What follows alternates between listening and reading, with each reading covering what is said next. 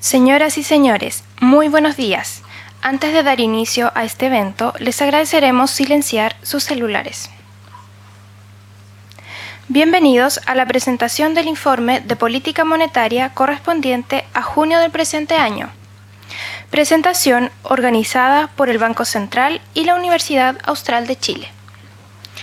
Presentamos a ustedes las excusas del señor Víctor Cubillos, rector de nuestra Casa de Estudios, quien debió ausentarse por cumplir con compromisos propios de su cargo. Él agradece a las autoridades del Banco Central de Chile por compartir el informe de política monetaria con la región de Los Ríos a través de la Universidad Austral de Chile.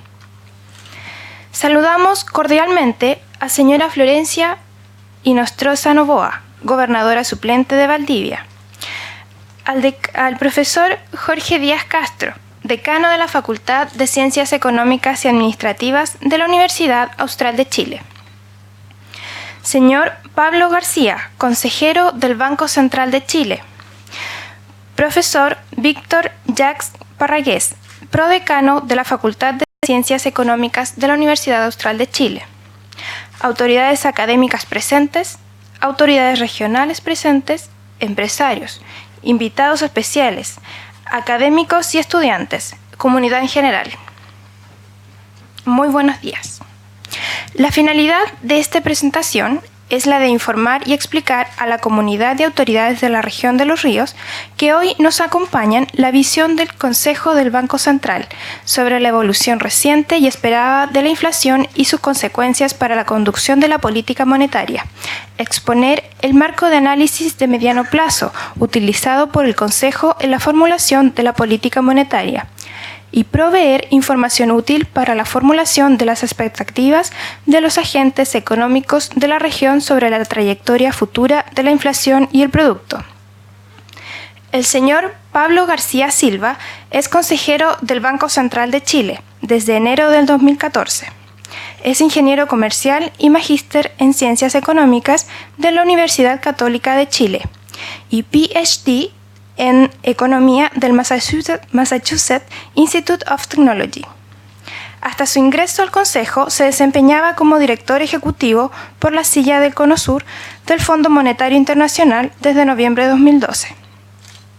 Entre 2010 y 2012, en tanto, ocupó el cargo de director ejecutivo alterno de la misma silla del Cono Sur. Con anterioridad, el señor García desempeñó diversos cargos en el Banco Central de Chile entre el año 1999 y 2010. A continuación, dejo con ustedes al señor Pablo García, consejero del Banco Central de Chile.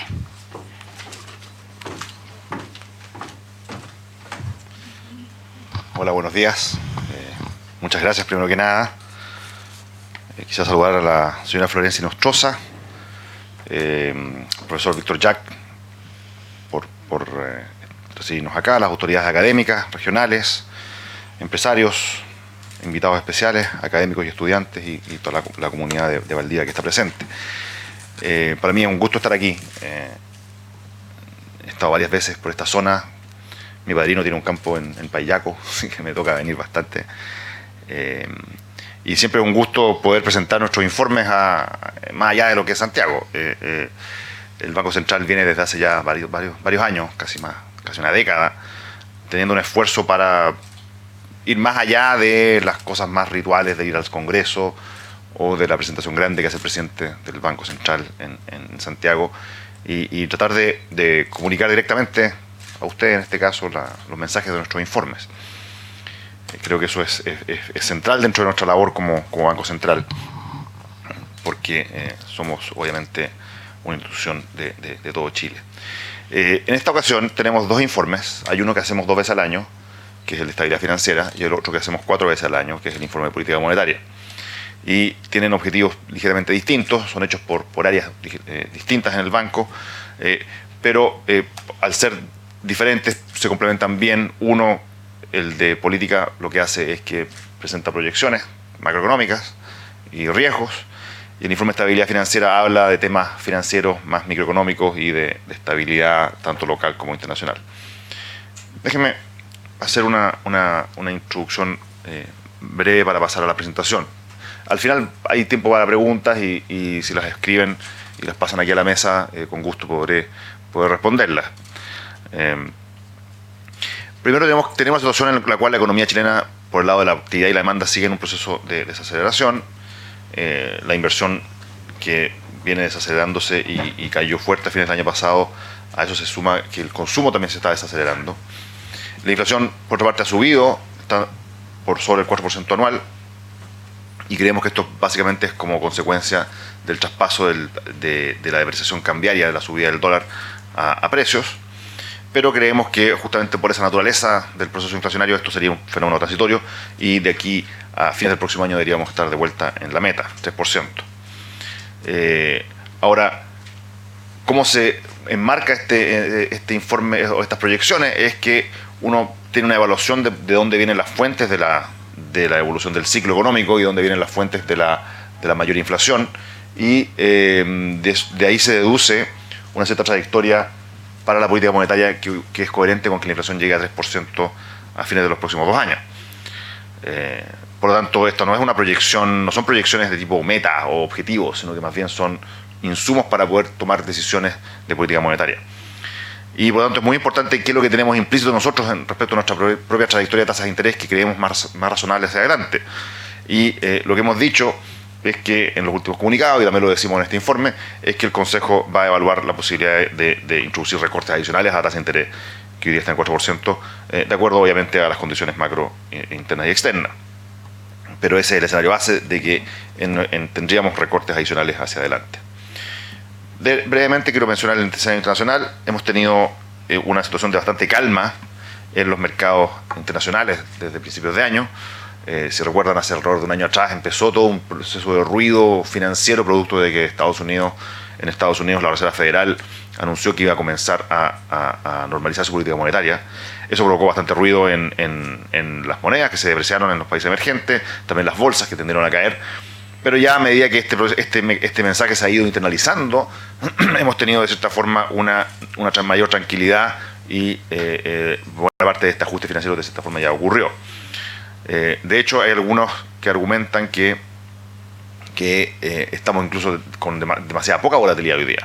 Este índice que está acá lo que mide es volatilidad en mercados bursátiles, y uno puede ver muy bien que los periodos de mayor alza coinciden con lo que uno sabe son los periodos más complicados en la economía internacional. Por ejemplo, tenemos este periodo de acá, que fue el 2002, 2003, todos los problemas en Brasil, en Argentina, ahí está la crisis argentina, ¿no es cierto?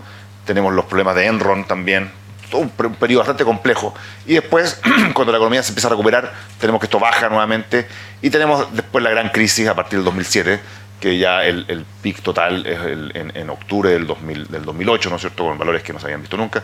Después acá tenemos la crisis europea, y este fue el periodo de mayor turbulencia que vimos el año pasado cuando la Reserva Federal comenzó a anunciar el retiro de los estímulos. Y hoy día estamos con niveles que son extraordinariamente bajos, o sea, tenemos niveles de volatilidad que son muy bajos.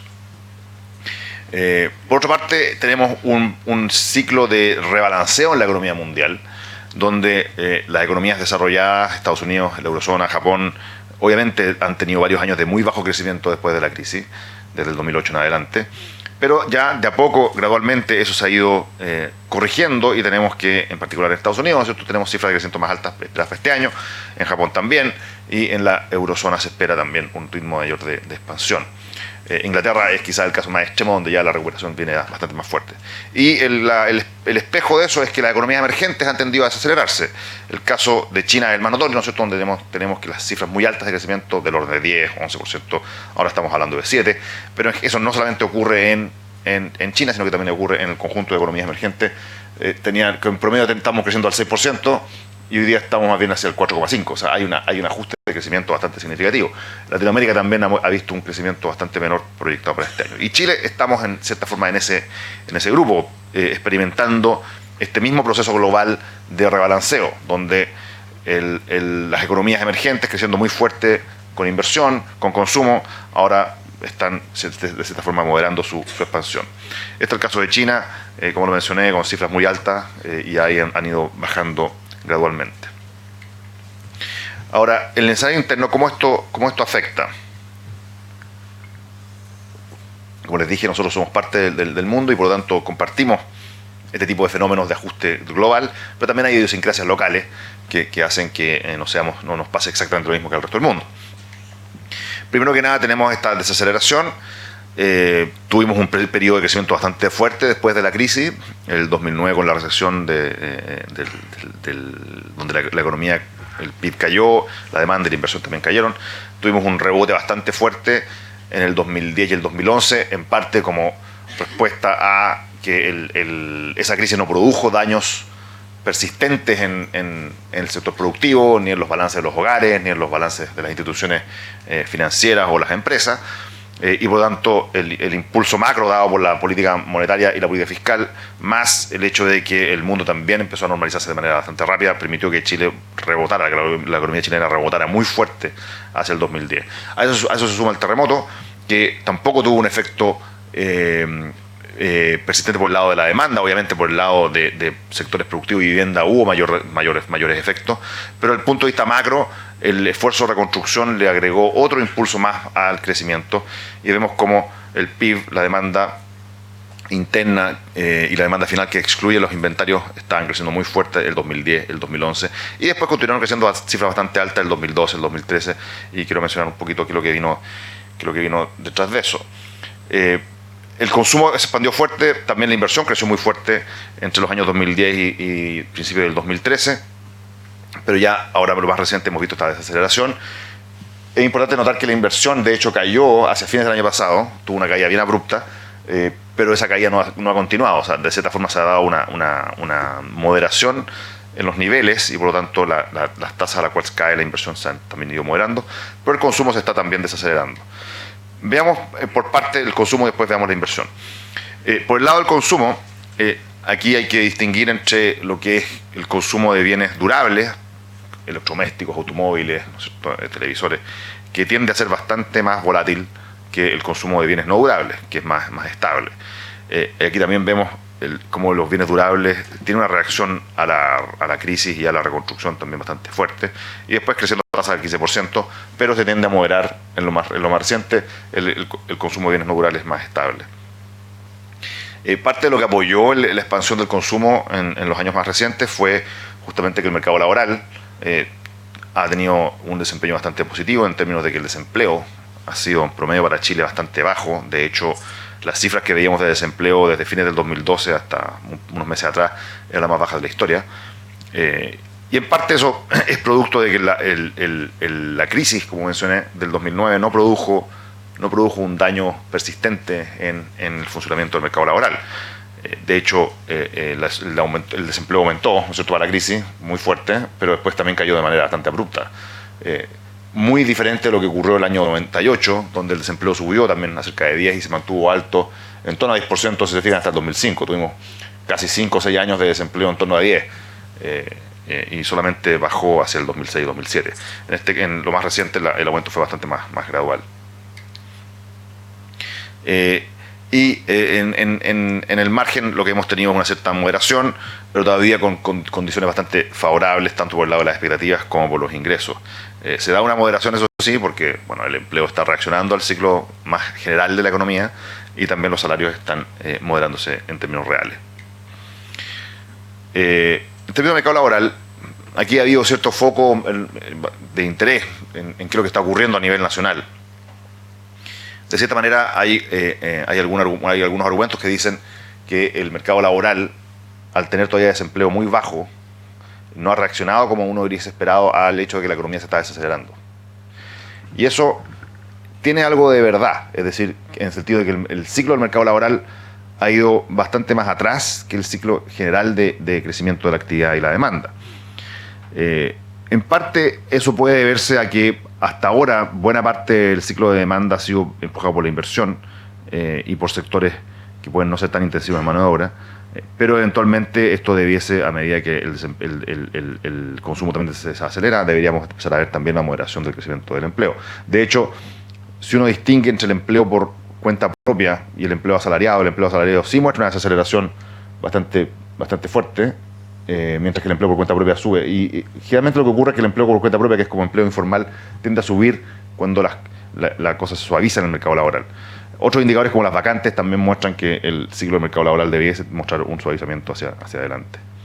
Por el lado de la inversión, hay una serie de cosas que son importantes. Primero, tenemos que somos un país chico, entonces cuando se importan bienes que son muy grandes, eso afecta a la estadística.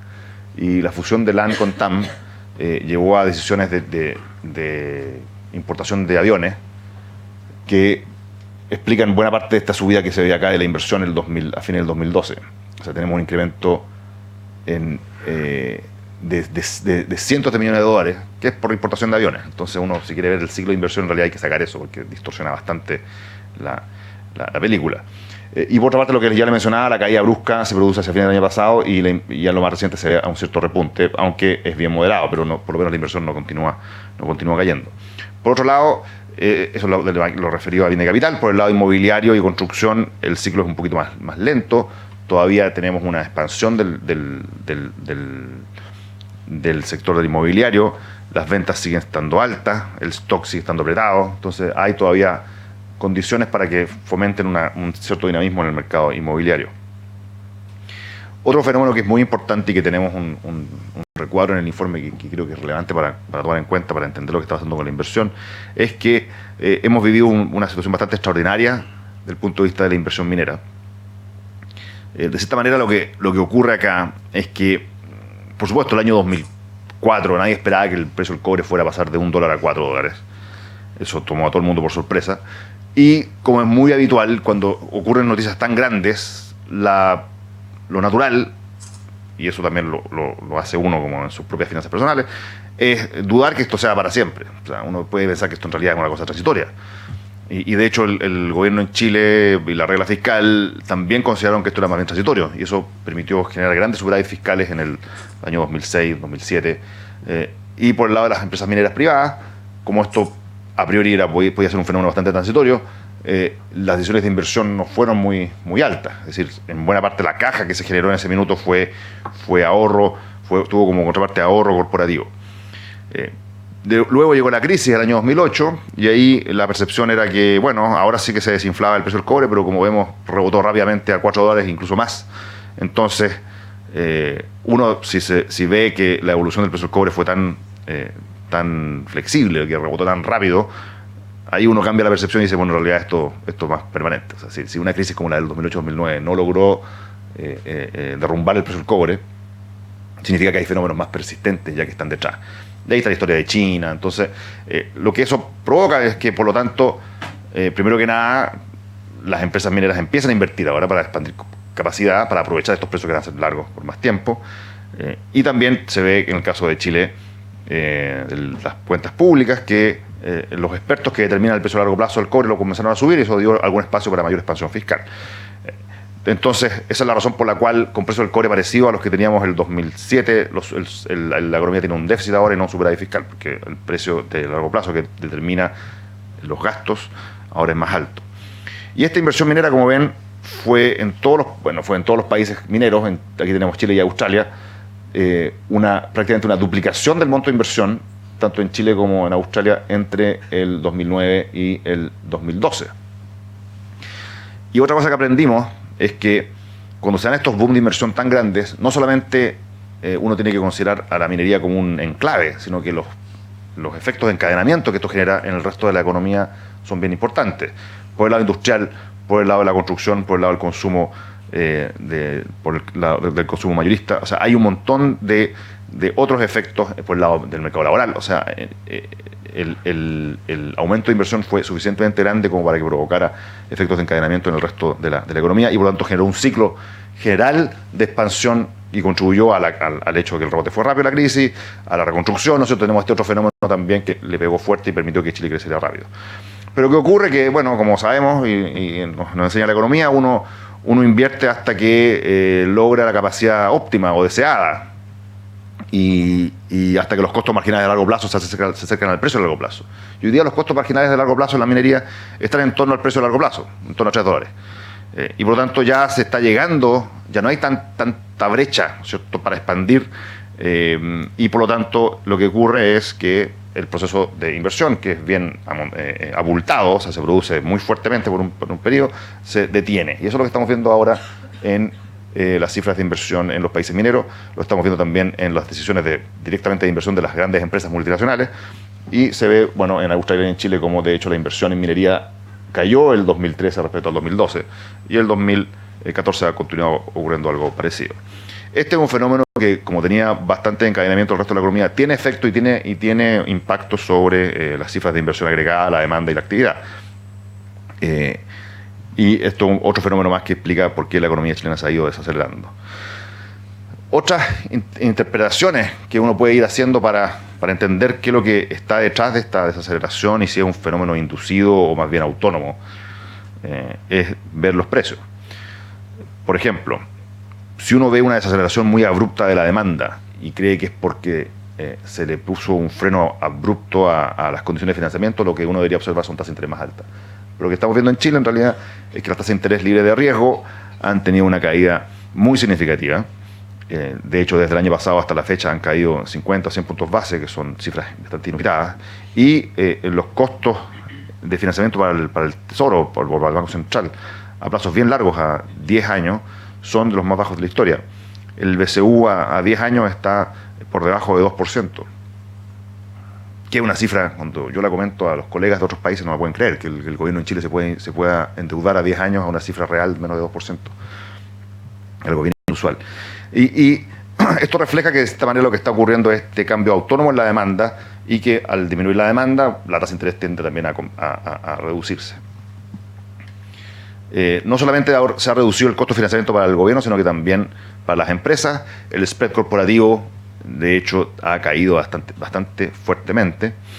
Y hoy día el costo de financiamiento corporativo, que son emisiones de bonos de empresas de clasificación AA y una duración de alrededor de 5 años, lo que muestra es que están de nuevo en niveles extraordinariamente bajos, de los más bajos de la última década.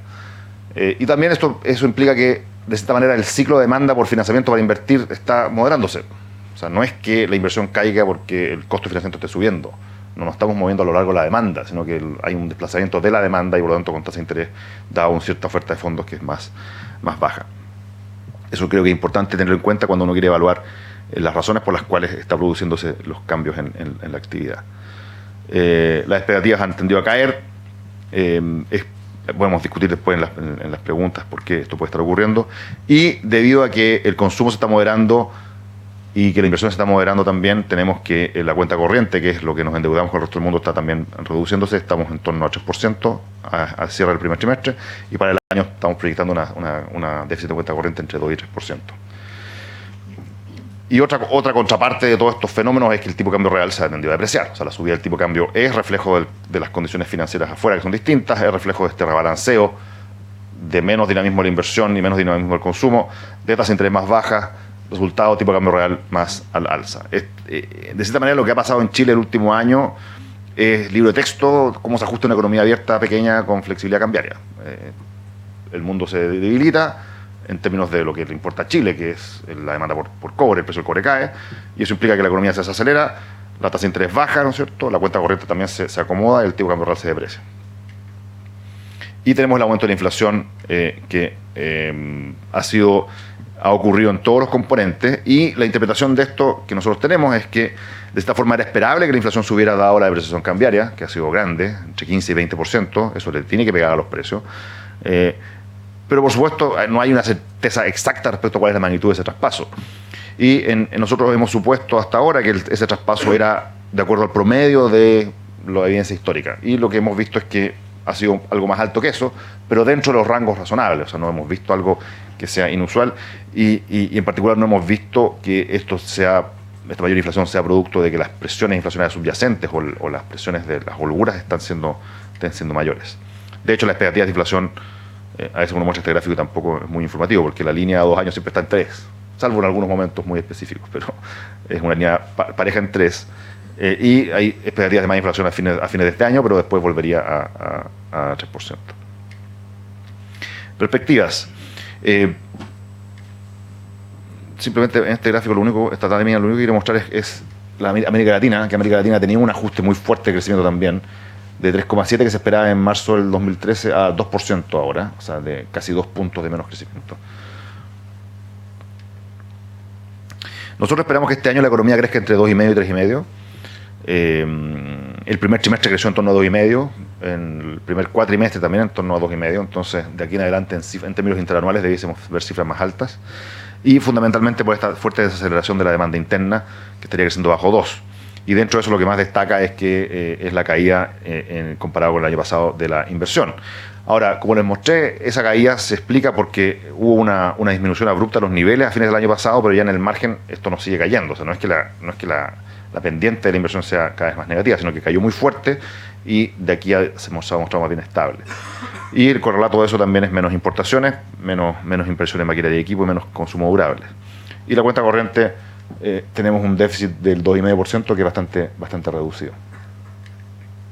Y la inflación, bueno, acá les muestro gráficamente lo que nosotros pensamos era lo que iba a ocurrir en marzo, que era el aumento era transitorio, pero llegaba hasta cifras por debajo de 4, perdón. Ahora estamos subiendo que el aumento también sigue siendo transitorio, pero lo vamos a llegar con inflaciones como la que estamos viendo hoy día, por encima de 4%.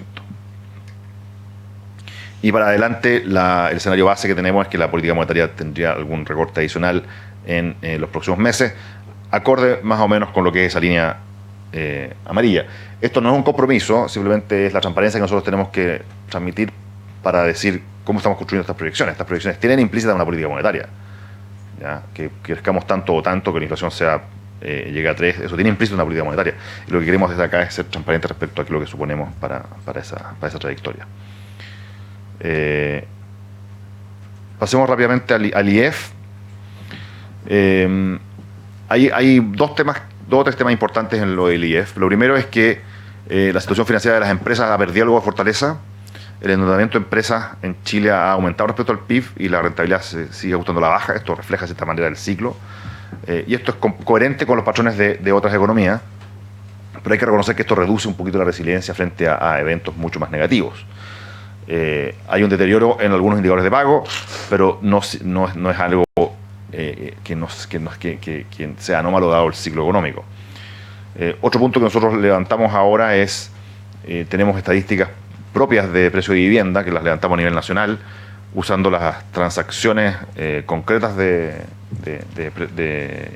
compra y venta de casas, y tenemos varios indicadores.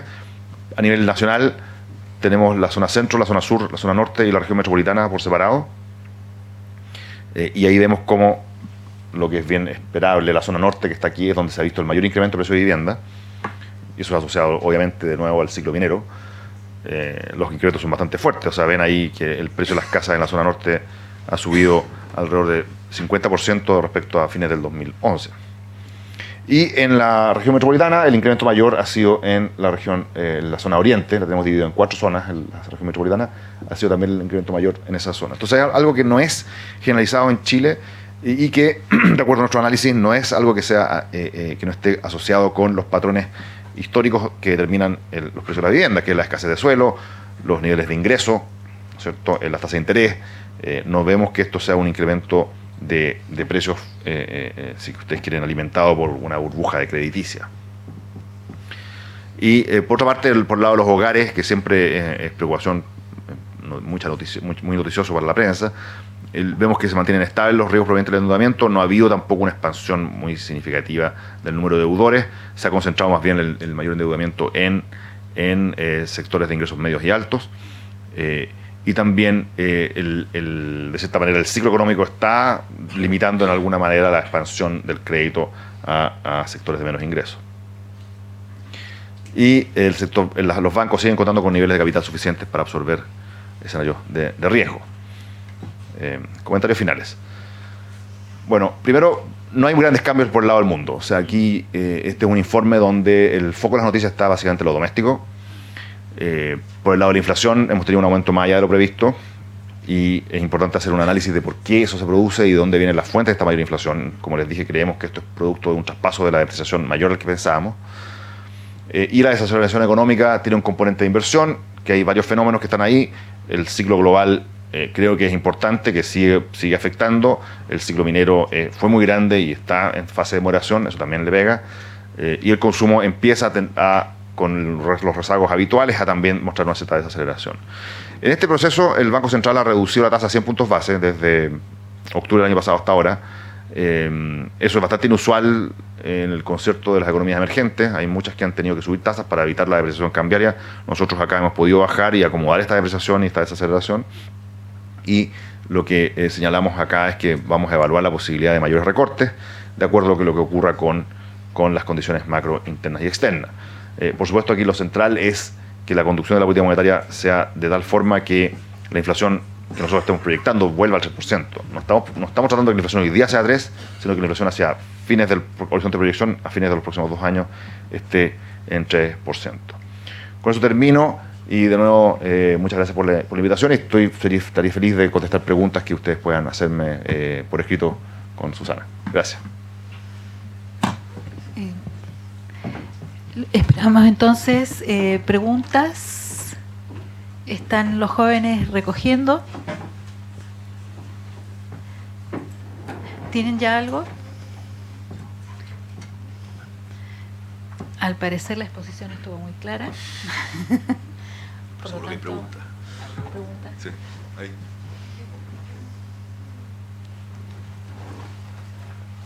Víctor, mientras.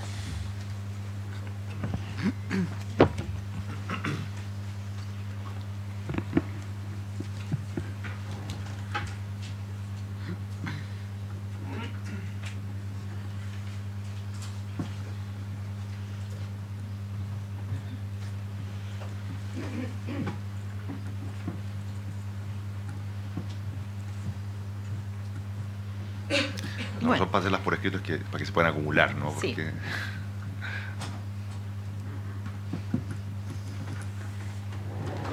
Una más, sí. Bueno, en primer lugar, agradecer la exposición, que fue muy ilustrativa. Comentar que en esta ocasión tenemos el privilegio de tener 2 exposiciones resumidas en una, por lo tanto tenemos mucho más antecedentes, sobre todo de interés para el empresariado. Y voy a leer rápidamente. Son un poco diferentes, así que las que tengo acá. Empezaremos primero, Carolina Troch. ¿Por qué las expectativas están a la baja? El profesor Yaques, ¿qué pasa con la cuenta de capitales este último tiempo? Que las podemos ver juntamente con el comportamiento del tipo de cambio que se prevé al respecto. ¿Sí? El tema de las expectativas creo que es bien interesante. Hay de cierta forma un paralelo entre lo que ocurre en la macro y lo que ocurre con las expectativas. De hecho, nosotros siempre enseñamos que las expectativas son racionales, entonces no debiesen ir en direcciones opuestas. La macro y el futuro de lo que se prevé tendría que tener efecto en la expectativa. Entonces, el hecho de que estemos en un proceso de desaceleración creo que tiene como correlato, debiese tener como correlato también expectativas menos optimistas. Sería muy raro tendría que estar ocurriendo algo muy específico y transitorio en la macro para que, por ejemplo, hubieran expectativas de mayor consumo y de mayor inversión hacia adelante si es que la economía se está desacelerando hoy día. Entonces, en cierta forma, lo que reflejan expectativas menos bollantes es justamente que el ciclo económico va a ser más persistente y tenemos perspectivas de crecimiento más bajas, no solamente en el último trimestre, sino que también un poco más hacia adelante. Esa es la respuesta que uno puede dar como más genérica. Ahora, por supuesto, uno puede empezar a argumentar o puede querer argumentar que hay shocks a las expectativas o fenómenos específicos a las expectativas que pueden estar afectando la actividad. Eso no es fácil de probar o no es fácil de medir de si es cierto o no. También por ejemplo, hay algunos estudios que se han hecho para Estados Unidos que lo que hacen es que toman los diarios y tratan de medir el grado de debate político en los medios y después ven si eso se vincula con el ciclo financiero. Y hay alguna evidencia que ocurre. O sea, más allá de que las discusiones en los medios tengan razón o no, o sean sobre la base de elementos sólidos o fundamentados o no, el hecho que haya debate puede llevar a una mayor pesimismo, si quieren.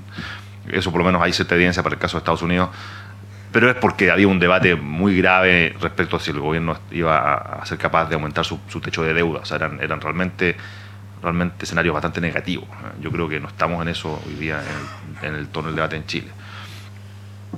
La segunda pregunta era sobre la cuenta de capitales. La cuenta de capitales.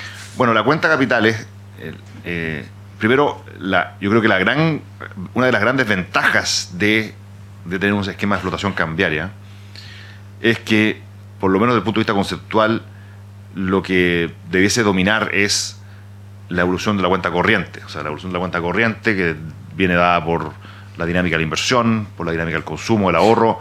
Eso genera unas ciertas necesidades de financiamiento que en condiciones normales como las que enfrenta la economía chilena no debiese haber problema de satisfacer. Y si hay algún cierto problema, bueno, el dólar se ajusta.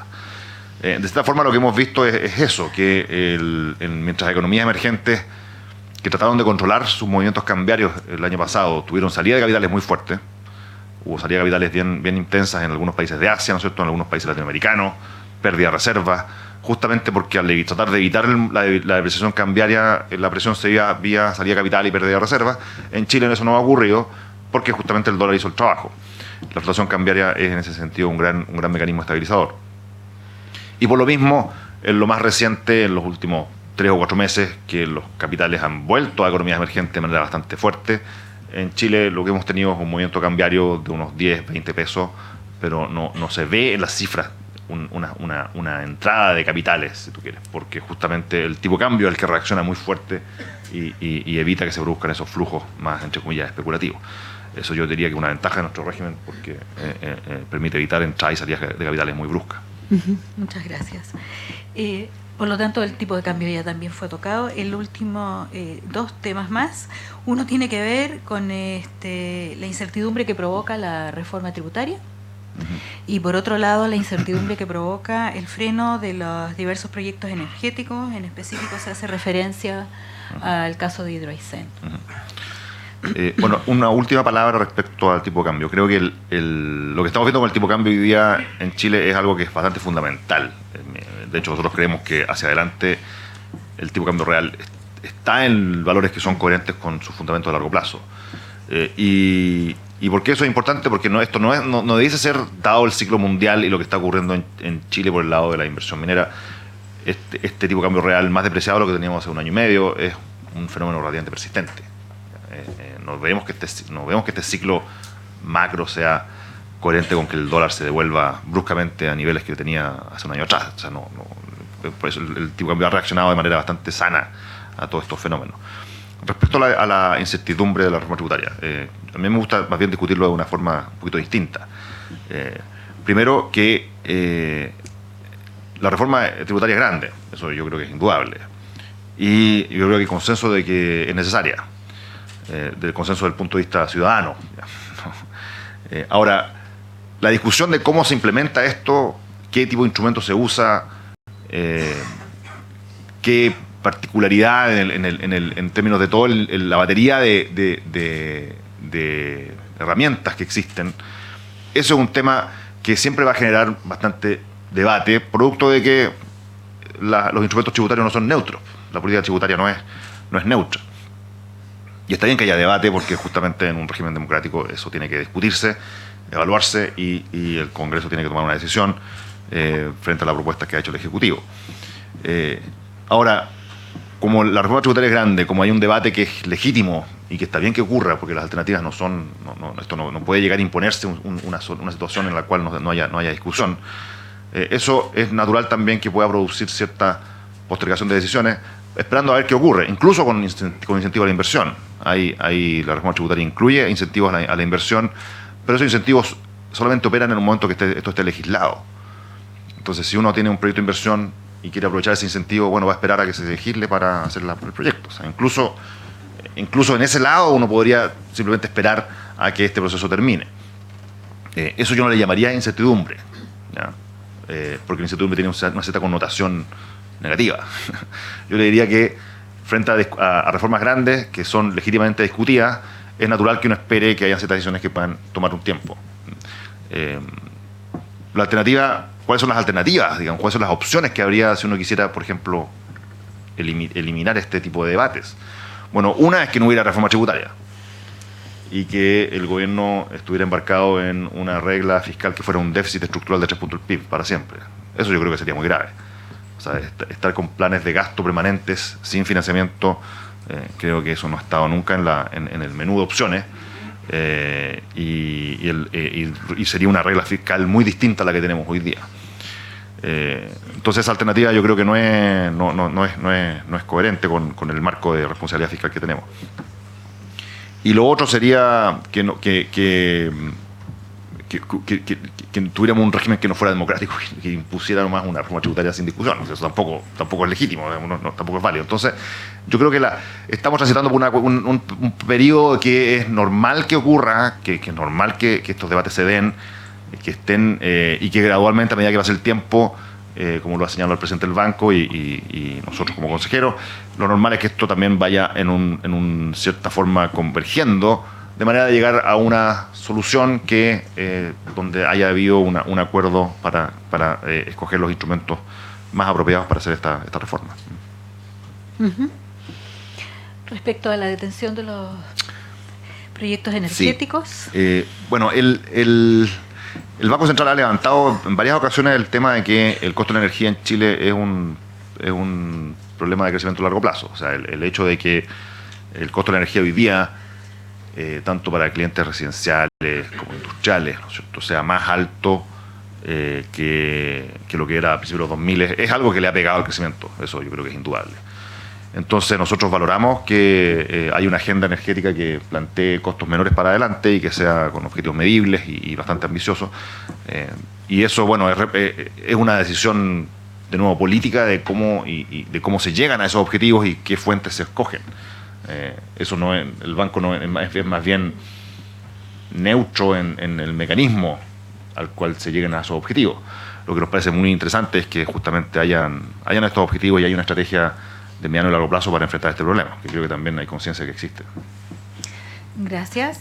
Hay una última pregunta que tiene que ver con que si conoce iniciativas de monedas locales y cuál es la posición del Banco Central frente a estos planteos. Monedas locales se refiere a como... ¿A qué? Monedas regionales. Monedas regionales o a nivel local, que tenga reconocimiento dentro de un territorio delimitado. A ver, eso yo creo que hay dos formas de plantearse esa pregunta. Primero, la política monetaria es única y el dinero es uno a nivel del país. ¿Ya? Eso es una cosa distinta es que, por ejemplo, cuando se definieron la nueva serie de billetes que capturaran, ¿no es cierto?, la diversidad que existe en Chile en los billetes y las monedas también, lo que uno podría esperar que eso se dé. Pero solamente en momentos de hecatombes financieras mayores es que los países empiezan a desintegrar su sistema monetario, simplemente por un problema de que ya no hay confianza en la moneda nacional. O sea, creo que no es algo que uno quiera hacer, digamos, en ninguna circunstancia. Ok, gracias. Esas serían las consultas que tenemos para usted. Muy bien. Y en realidad lo que nos corresponde entonces es agradecer tanto la interesante presentación como las respuestas y esta oportunidad que tenemos de estar tan cerca en regiones con lo que es la política monetaria y la postura frente a lo que viene en adelante. También agradecer la presencia del público en esta ocasión. Y bueno, está planteada la conversación de esta manera, así que por lo tanto nosotros vamos a dar por finalizada esta presentación del Banco Central, esperando repetirla próximamente el año que viene. Muchas gracias. Muchísimas gracias a todos.